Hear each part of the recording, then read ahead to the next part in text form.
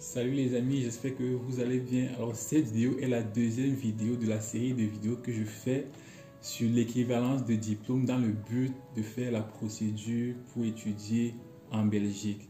Alors n'hésite pas à regarder la vidéo jusqu'à la fin parce que je te réserve 3 conseils pour avoir une équivalence de diplôme le plus rapidement possible. On se retrouve tout de suite après le générique.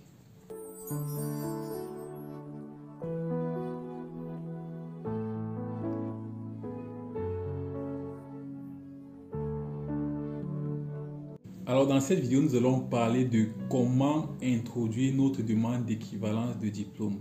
Déjà, quand est-ce qu'on doit le faire? Comme je vous l'ai déjà précédemment dit, vous devez introduire votre demande d'équivalence de diplôme entre le 15 novembre et le 15 juillet de l'année précédant votre inscription. Ça veut dire que si vous souhaitez faire des études en Belgique en 2023, donc à partir de septembre 2023, vous devez déposer votre demande d'équivalence de diplôme entre le 15 novembre 2022 et le 15 juillet 2023. Bien entendu, il peut y avoir des exceptions et des dérogations, mais idéalement, il faut faire le plus tôt possible.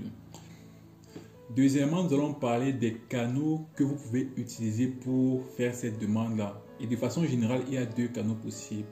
Le premier canal qu'on a surtout utilisé durant le Covid, c'est de le faire par courrier. C'est le canal qu'on utilise le plus jusqu'à présent. Ça veut dire quoi? Vous devez réunir toutes les pièces de votre demande d'équivalence dont nous allons parler plus tard. Vous réunissez toutes ces pièces et vous envoyez le courrier dans une enveloppe au service des équivalences, à l'adresse du service d'équivalence qui est marquée sur le site que vous pouvez trouver en description de la vidéo. Donc ça signifie que si vous êtes dans l'Union européenne, vous pouvez juste faire un envoi postal. Je vous conseille de faire un courrier recommandé. Si vous êtes hors de l'Union européenne, vous pouvez faire un DHL et vous pouvez donc suivre l'avancée de votre dossier sur le site du service des équivalences. La deuxième méthode vise à aller directement au service des équivalences, déposer votre dossier papier directement là-bas. Et ça ne se fait que sur rendez-vous. Ça veut dire que vous ne pouvez pas débarquer gaillardement au service des équivalences sans rendez-vous. Sinon, ça crée une anarchie.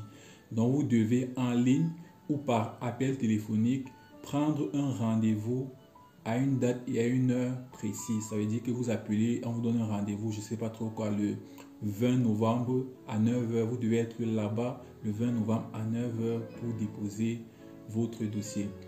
Où vous remplissez le formulaire de prise de rendez-vous en ligne. On vous donnera également un rendez-vous pour venir déposer votre dossier d'équivalence des diplômes. Troisièmement, de quoi est constitué ce dossier en question? Alors, vous devez savoir qu'il y a des petites variations d'un pays à l'autre pour certaines raisons. Mais de façon générale, il y a presque toujours les mêmes éléments en fait.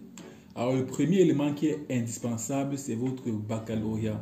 Donc, dans le dossier d'équivalence, vous devez avoir votre baccalauréat et le relevé de notes du baccalauréat.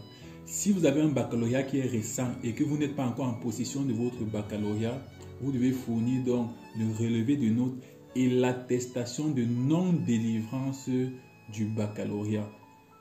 Donc, c'est ça pour la première pièce. La deuxième pièce que vous devez fournir, c'est une pièce d'identité. Donc, vous pouvez fournir tout simplement votre carte d'identité, votre passeport ou même votre acte de naissance que vous devez tout simplement légaliser. La troisième pièce que vous devez fournir, c'est une lettre de motivation au service des équivalences. Ça veut dire que vous devez écrire une lettre de motivation qui dit pourquoi vous voulez une équivalence, quelle étude est-ce que vous voulez poursuivre en Belgique, etc., etc. La quatrième pièce que vous devez fournir, c'est une procuration. Donc, c'est une procuration notamment pour déposer ou pour récupérer les originaux. Donc, je prends un exemple. Si vous êtes au Cameroun et que vous souhaitez que quelqu'un en Belgique dépose votre dossier d'équivalence et par la suite récupère vos originaux, parce que pour les gens du Cameroun, par exemple, ce sont les originaux des diplômes qu'on dépose.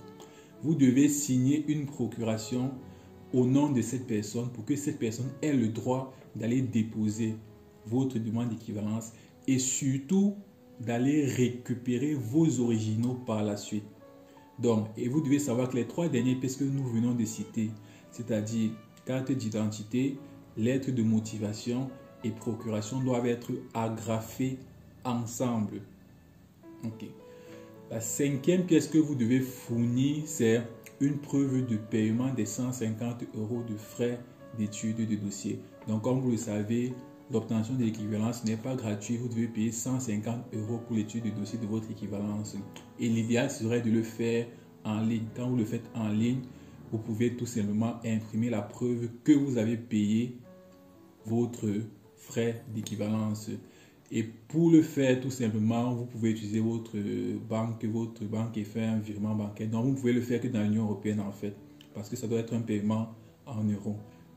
Et enfin, la sixième pièce que vous devez fournir dans ce dossier, c'est une preuve que vous êtes à l'université. Si vous êtes bien entendu à l'université, ou bien si vous êtes allé à l'université, ça veut dire que vous devez fournir, par exemple, un relevé de notes de l'université, un diplôme, une preuve d'inscription, etc., etc.